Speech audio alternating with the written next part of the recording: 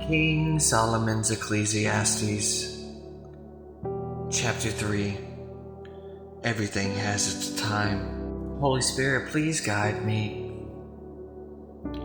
To everything there is a season, a time for every purpose under heaven, a time to be born, a time to die, a time to plant, a time to pluck up what is planted, a time to kill and a time to heal, a time to break down and a time to build up, a time to weep and a time to laugh, a time to mourn and a time to dance, a time to cast away stones and a time to gather stones, a time to embrace and a time to refrain from sin, a time to gain and a time to lose, a time to keep and a time to throw away, a time to tear, a time to sow, a time to keep silent and a time to speak, a time to love and a time to hate, a time of war and a time of peace. God's given task. Chapter 3, verse 9. What profits has the workers from in which he labors? I have seen the God-given task with which the sons of men are to be occupied.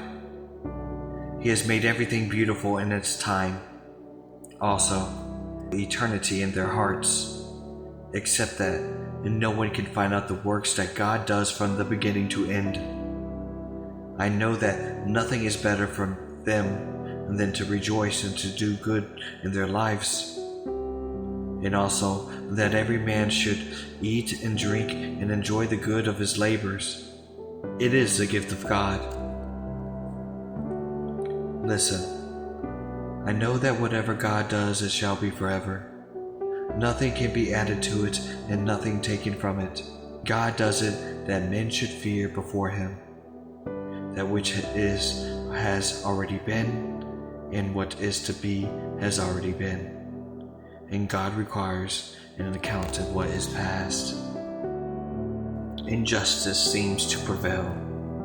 Chapter 3, verse 16. Moreover, I saw in the place of judgment, wickedness was there, and in the place of righteousness, iniquity was there. I said in my heart, God shall judge the righteous and the wicked, for there is a time there for every purpose.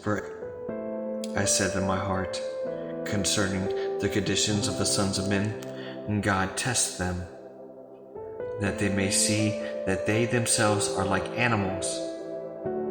For what happens to the sons of men also happens to animals. One thing befalls them.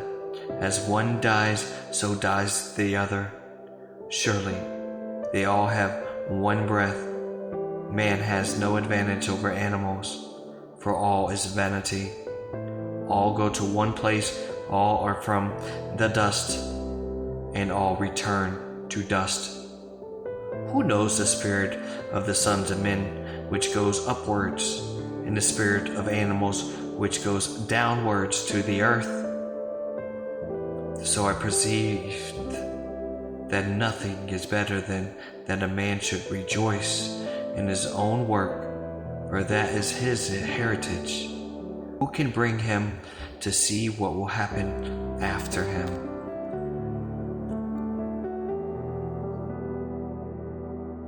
King Solomon,